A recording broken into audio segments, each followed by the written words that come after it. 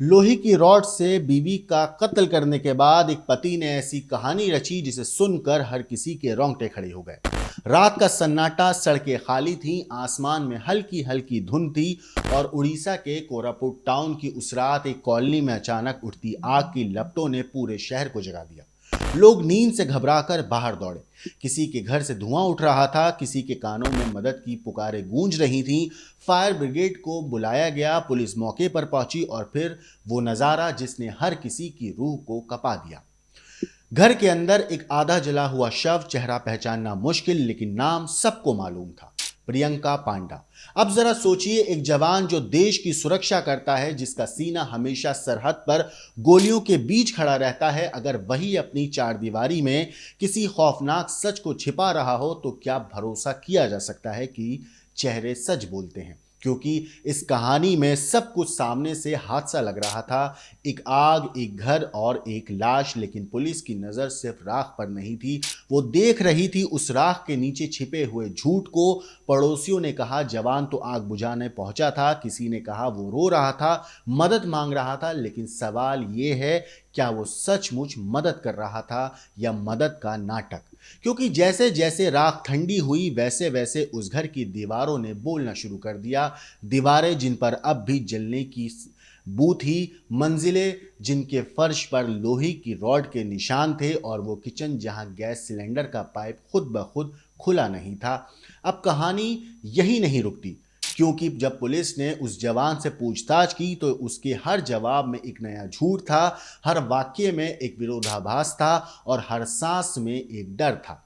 एक तरफ एक पति जो खुद को मासूम बता रहा था, तो दूसरी तरफ था एक पिता जिसने अपनी बेटी के लिए इंसाफ की गुहार लगाई, और बीच में थी वो सच्चाई जो राख के नीचे, धुएं के पीछे और एक पति पत्नी के रिश्ते की खामोशी में कहीं छिपी हुई थी।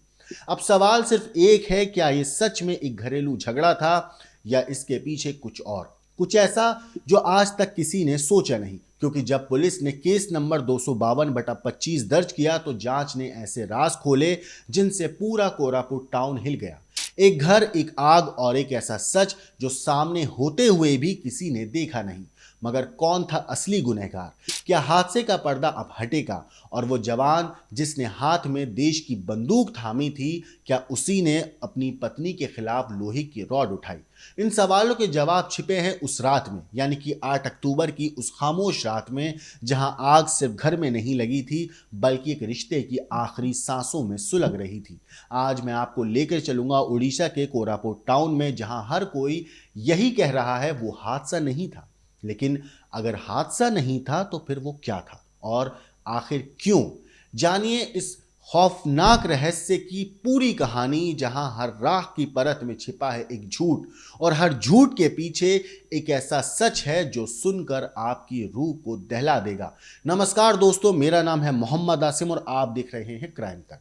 उड़ीसा के कोरापुट जिले से एक दिल को दहला देने वाला मामला सामने आया। भारतीय रिजर्व बटालियन यानी कि आईआरबी के एक जवान ने अपनी पत्नी का कत्ल करके उसे हादसा दिखाने की कोशिश करी।